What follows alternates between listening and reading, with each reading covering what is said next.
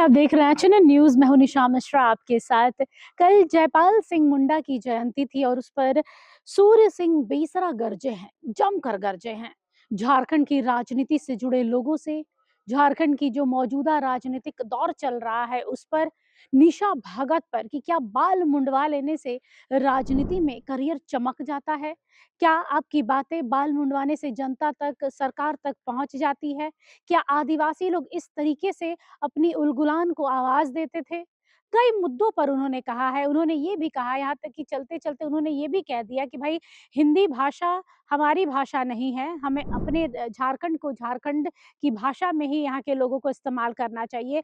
चाहे वो बंगाल हो, महाराष्ट्र हो, चाहे वो तमिल लैंग्वेज हो, तेलुगु हो, सब अपनी अपनी भाषा का इस्तेमाल कर रहा है। तो झारखंड में हिंदी भाषा को क्यों इतनी अहमियत दी जा रही है, और इसको लेकर काफ़ी कुछ कहा है। बीच-बीच में एक उनका कटाक्ष भी रहा है, जिसमें वो भी हँसे हैं, साथ में बैठे हुए पत्रकार भी हँसे हैं। यहाँ तक कि सूर्य सिंह बेसरा के साथ बैठे उनके जो सहयोगी हैं, जो लेखक हैं, जो उस दौर के नेता रहे हैं, जो उनके साथ काम करते आए, तकरीबन 30 से 35 साल राजनीति में उन्होंने अपना जीवन दिया है और आज भी झारखंड की राजनीति का एक मजबूत पिलर बनकर वो खड़े हैं और आने वाली जो पीढ़ी है राजनीति में, उसे उनका मनोबल बढ़ा रहे हैं। एक बार सुनते हैं सूर्य सिंह बेसरा को, क्या कहा है, किस मुद्दों पर उन्होंने बरसना जरूरी समझा है।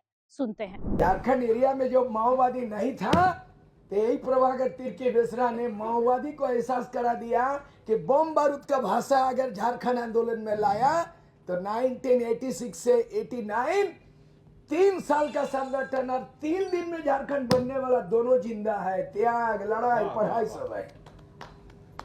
आप पैदा भी नहीं हुए होंगे। 3 साल का संगठन और कितना दिन का लड़ाई? केवल 3 दिन। झारखंड 3 दिन में बना। वो किताब नहीं आ सका, 12 को आना था, दिल्ली से छाप के आ रहा है जनवरी में। अब पढ़ेंगे कि झारखंड 72 घंटे में बना है। आप बहुत आश्चर्यचकित हो जाएंगे बड़े बड़े किताब पढ़ करके।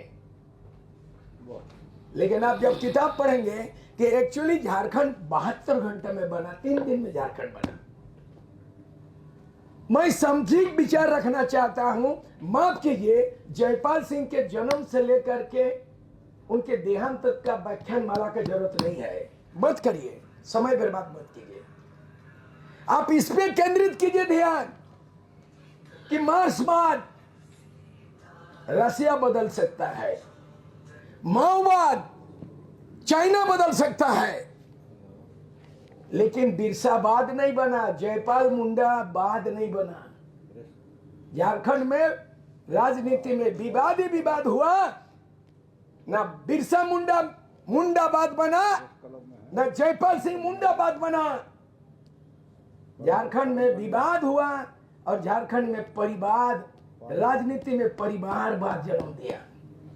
यह तो मार्क्सवाद भी नहीं, गांधीवाद भी नहीं, लोहियावाद भी नहीं, समाजवाद भी नहीं। झारखंड में वर्तमान परिस्थिति में उसको तुलना कीजिए कि जहां होना था बिरसावाद, जैसे मार्क्सवाद, जैसे लेनिनवाद, कांग्रेस का सिद्धांत गांधीवाद, समाजवादियों का लोहियावाद, झारखंड में विचारवाद स्थापित आज भी नहीं हुआ।